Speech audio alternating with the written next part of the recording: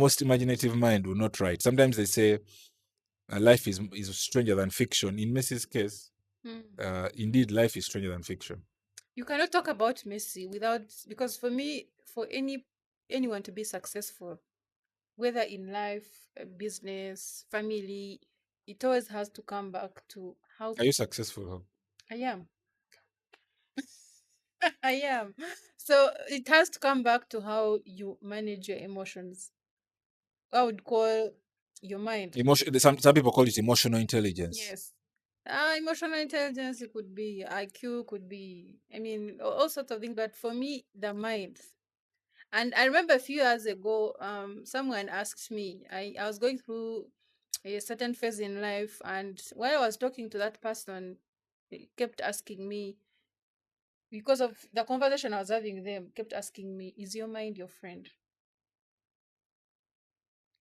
So I'm going to bring, I don't want to give you the answer.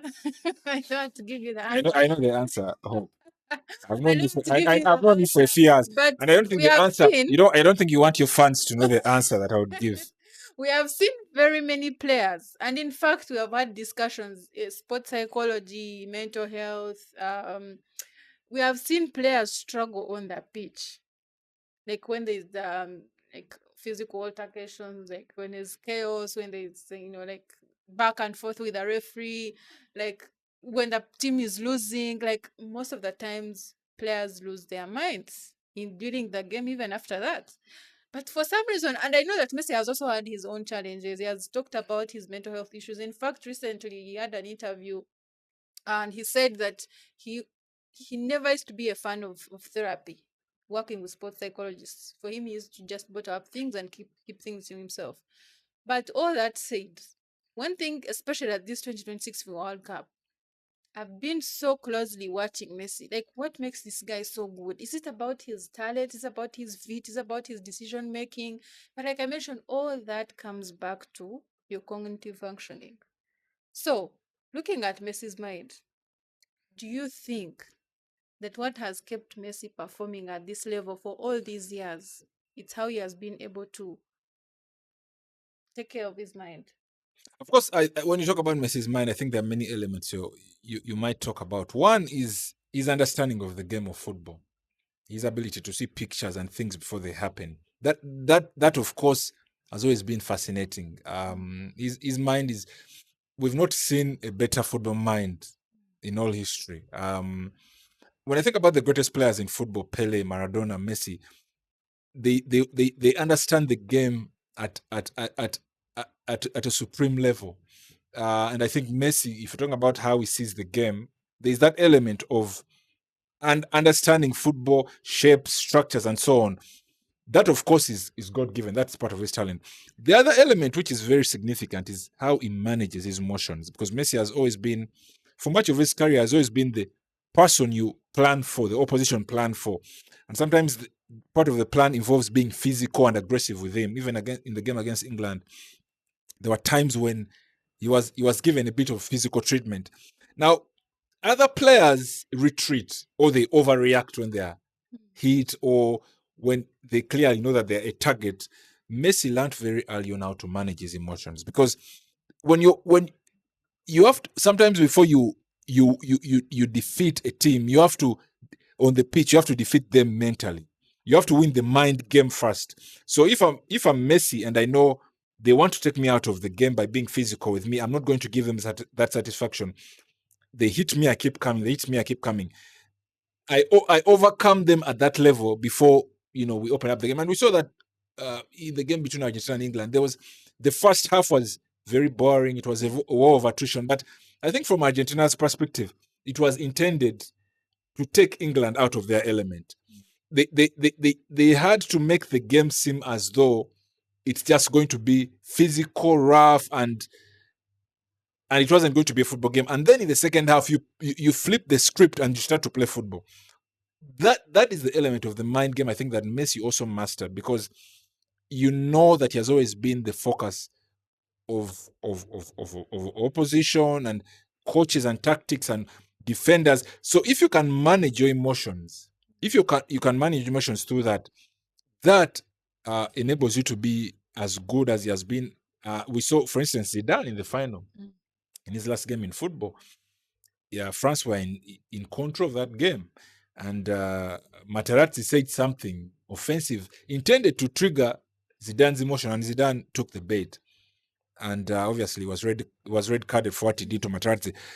It's unlike that that can happen to Messi, because he has learned that, yes, you're trash talking or you're being physical with me, but the goal really is to get me to come out of my element so that you win. So good players, exceptional players, understand how to win and to compete at that level. And you have to give Messi credit for being able to manage his emotions, to control himself, obviously, when he has had opportunities and when he has been provoked continuously through his career. So brilliant mind, exceptional mind, both elements.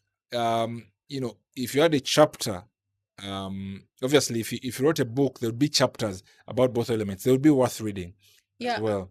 and let's go back briefly to that emotional detachment you talked about. Messi's ability to detach himself from confrontations, from fights, from like things that unravel during the game.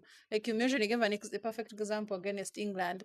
That game was so emotional, so psychological, and we saw that the difference between a player who's managing his like mind versus, because this is Messi versus Bellingham. Bellingham has been England's best player, At this tournament. but you saw how he was like so tense, like involved in fights. Like someone tackles him and he's all over, like he wants to, like headbutt.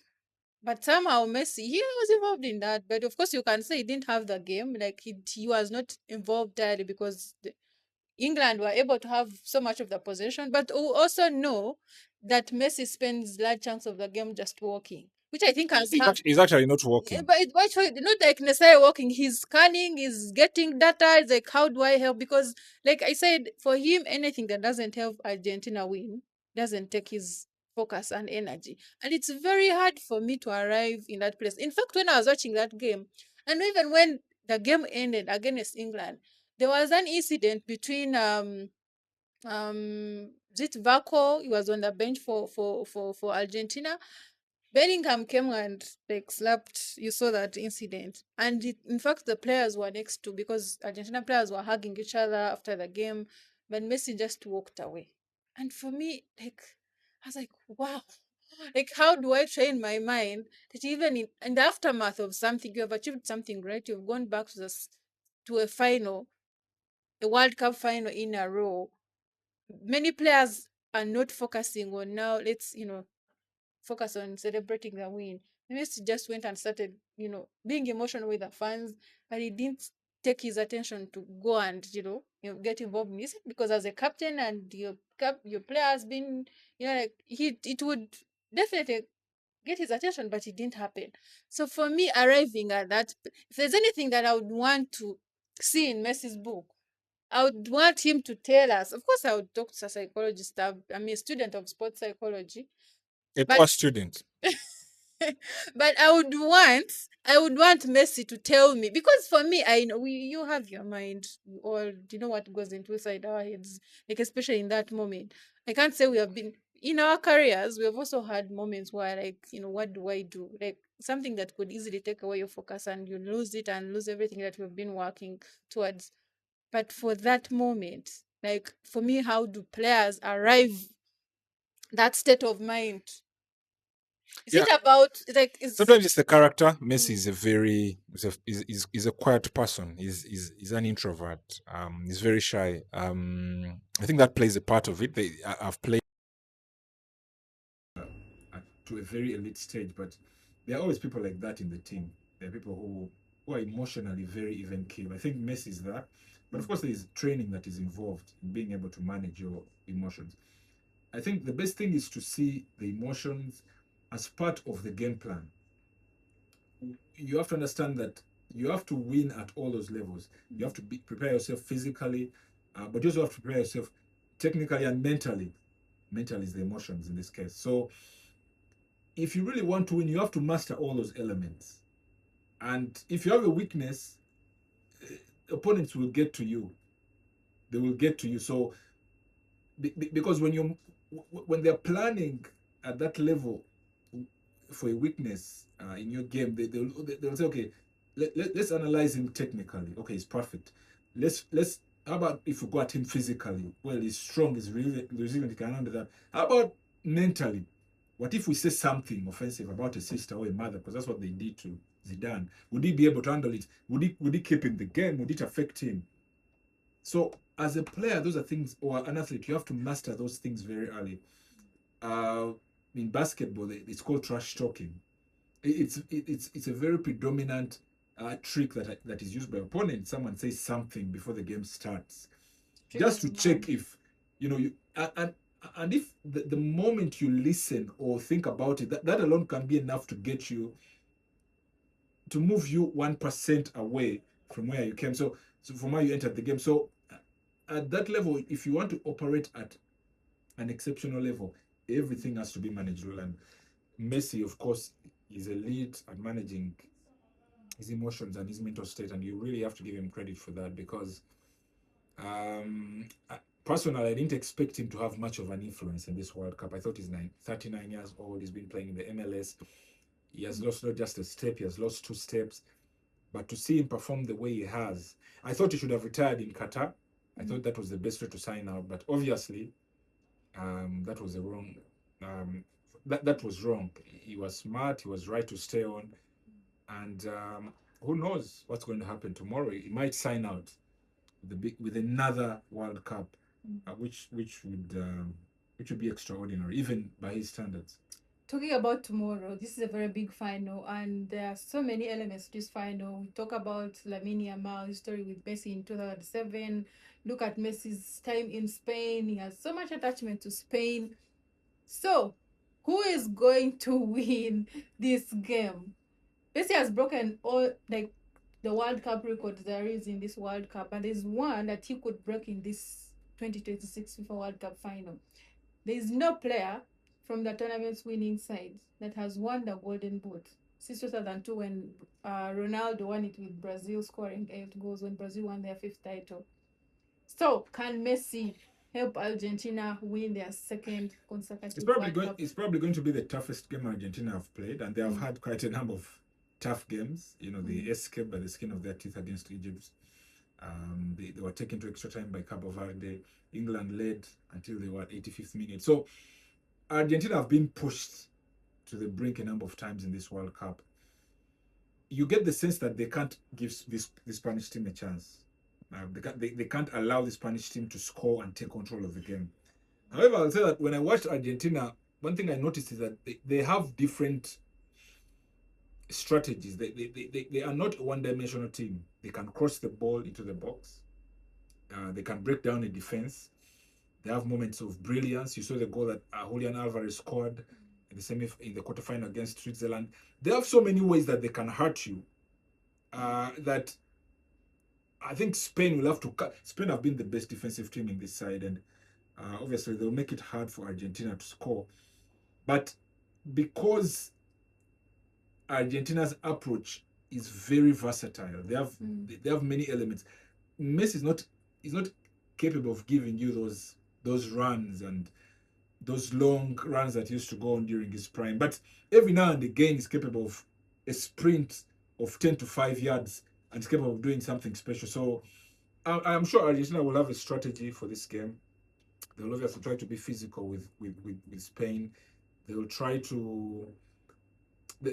I see them approaching the game a little bit the way they approached against England, trying to rile Spain because Spain are also very good at managing the game, wasting time and so on.